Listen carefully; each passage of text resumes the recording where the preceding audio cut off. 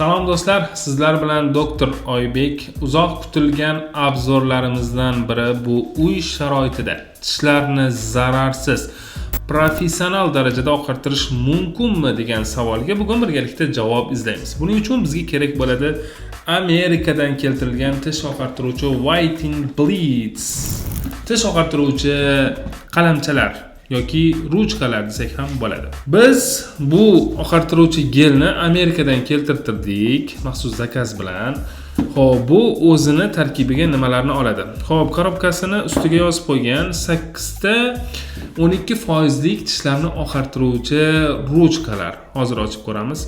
Bitta oqartiruvchi maxsus ana shu surtgan gellarimizni aktivatsiya qilib beradigan, tishlarimizni oqartirishga ta'sir ko'rsatadigan maxsus o'zini apparati bor. Nur yordamida ana shu apparatcha bitta mavjud va remineralizatsioniy pasta degan tishlarimizni oqartirganimizdan so'ng ularda boshlanadigan sezuvchanlikni kamaytiradigan o'zini maxsus tish pastasi ham mavjud ekan. Keling, buni birgalikda ochib ko'ramiz.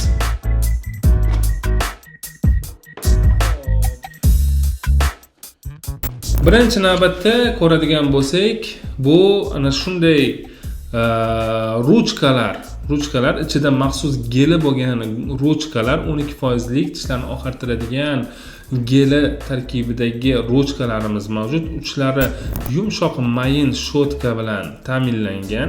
Bu ruchkalardan gellarni qanday chiqaramiz desangiz, bularni tagida mana bunday burash moslamasi mavjud. Taxminan 2-3 urinishlik buralishdan so'ng mana bu uchlaridan gellar ajralib chiqishni boshlaydi.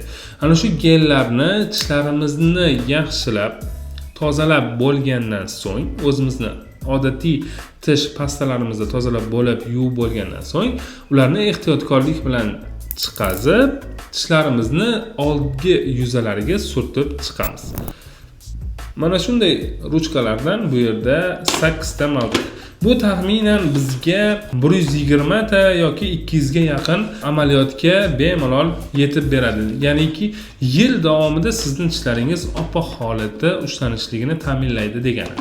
Bundan foydalanish bir kunda bir mahal foydalaniladi. Odatda kechqurun ovqatlanishlar tugab bo'lgandan so'ng biz hech narsa iste'mol qilmaydigan vaqtga yetib kelganda tishlarimizni professional darajada tozalab, uy sharoitida tozalab bo'lgandan so'ng bundan foydalanish sizga tavsiya etiladi. Xo'p, bizda 8 ta mana shunday oqartiruvchi 12% lik tish gellari, oqartiruvchi gellar, ruchkalar. Buning ichida maxsus yuqorida aytib o'tganimizdek, gellarni surgandan so'ng ularni aktivlashishiga ta'sir ko'rsatuvchi mana bunday apparatcha mavjud. Bu apparatchani vazifasi mana bunday knopkachasi bor. Uni yoqsak mana bunday ko'k ko'rinishda nur taraladi. Buni vazifasi gellarni tishlarimizni yuzasiga surgandan so'ng ana shu gellar tishlarimiz ustida aktivlashadi. Ular tishlarimizga ta'sir ko'rsatib oqartirishni amalga oshiradi. Buni yonish uzoqligi 15 daqiqani o'z ichiga oladi. 15 daqiqadan so'ng bu o'z-o'zidan o'chadi. Avtomatik o'chadi. Ana shundan siz bilsangiz bo'ladi, bitta bir kunlik oqartirish jarayoni o'z yakuniga yetganligini. Xo'p, bu apparatimiz zaryadkada ishlaydi. O'zini maxsus zaryadchiga bor. Ana shu zaryadkaga o'rnatib buni quvvatlantirsangiz bo'ladi va yana foydalanish imkoniyatiga egasiz. O'zini maxsus idishi bor. Xo'p, biz yuqorida sanab o'tgandek, bu korobka o'zini tarkibida 3 ta narsani, ya'ni 8 ta oqartiruvchi tish gellari va ularni aktivatsiya qiluvchi maxsus yoritgichlik apparat va uchinchisi remineralizatsiya qiluvchi, ya'ni tishlarimiz sezib qolgandan so'ng ularni sezgirligini yo'qotadigan tish pastasi bor dedik. Mana u. Hop. Mana quvvatlagichimiz. Mana bu apparatni quvvatlantirgich. Buni orqasiga ana shunday yopishtirib, bemalol quvvatlantirsangiz bo'ladi va yana foydalanish imkoniyatiga ega bo'lasiz. Va mana biz uchun yana qarang, nimalar mavjud. Tishlarimizni rangini solishtirish uchun bu yerda tishlarni rang ko'rsatkichlar ham mavjud ekan. 1 dan boshlab 24 raqamigacha tishlarimizni oqlik holati. Bu yerda tishni oqartirishdan oldin siz oynaga qarab o'zingizni tishingiz rangini bilib olasiz va unga yozib qo'yasiz. Mana bu yerda yozib qo'yadigan o'zini joylari mavjud. Mana shu yerga kunni yozasiz va tishingizni rangini yozib qo'yishingiz mumkin. Va jarayon tugagandan so'ng yana bir bor siz solishtirib ko'rasiz. Tishingiz misol tariqasida olaylik. Agar 5-darajali sariq holatda bo'ladigan bo'lsa, siz oqartirishni amalga oshirganingizdan keyin yo 3-chi yo 2-chi hattoki 1-holatga ham o'tish ehtimolligini mavjudligini ko'rsatib beradi. Siz shu orqali siz solishtirib ko'rsangiz bo'ladi. Tishingiz oqardimi, oqarmadimi? Bu ham sizga juda ham zo'r qo'l ishlaydigan narsa. Xo'p, bu o'zini hujjati ekan. Bu yerda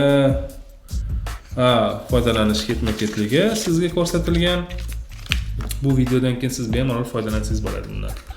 Xo'p, biz uchun tishlarning sezgirligini kamaytiradigan tish pastamiz. Xo'p.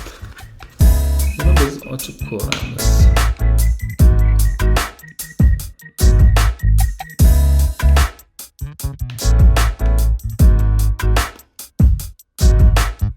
Bundan har kuni tishlarimizni oqartirish jarayoni tugagandan so'ng yuvib tashlash kerakmi degan savol ham bo'ladi. Yuvish shart emas, yuvsangiz yaxshi bo'ladi, lekin yuvishda nima bilan oddiy yuvib tashlaymanmi, chayib tashlaymanmi degan savolga men javob beramanki, mana bu tish pastasidan foydalanish sizga foydaliroq bo'ladi. Nimaga? Chunki tishlaringiz sezgirligi boshlanmasdan turib siz uni oldini olgan bo'lasiz. Xo'p, mana bu yerda qarangiz, zo'r narsa bor ekan, ha? Xo'p, mana bu rezinkalardan bittasini olamizda. Mana bunday barmoqchamizga kiygizamiz, mana qarang. Mana shunday kiygizgan holatda mana bu gelni ajratamiz. Mana bu ham mana shunday mana. Buragan holatda ustidan gel chiqadi. Ana shu gelni olib tishlarimizni ustki yuzalariga surtib chiqamiz. Bu tishlarimizdagi sezuvchanlikni kamaytiradi. Bu apparat to'g'risini men aytamanki, tish oqartiruvchi moslamalar orasida menga juda ham yoqdi. Nimaga? Birinchi navbatda oddiy holatda sizga mana bu shprislarni o'zini taqdim etmayapti. Ko'p men ko'rdim, bitta donalik tish oqartiruvchi ana shunday shprislar ham mavjud ekan. Foydalanib ko'rdim, undan effekt unaqa sezmaganman. Yana bitta qulay tarafi, bu gellarni aktivatsiya qiladigan maxsus apparatni ham sizga taqdim etyapti. Bu quvvatlagich yordamida quvvatlantirib, uzoq muddatli siz tishlaringizni oq holatini ushlashingiz mumkin bo'ladi va bundan ham menga eng yoqqan tarafi tishlar oqartirilish jarayonidan keyin siz xoh klinikada professional oqartirasizmi yo xoh uy sharoitida tishlarni oqartirasizmi, sezuvchanlik degan narsa sizda paydo bo'ladi. Ana shuni yo'qotadigan narsa bu o'zini gellari mavjudligi menga juda ham yoqdi. To'g'risi juda ham yoqdi. Endi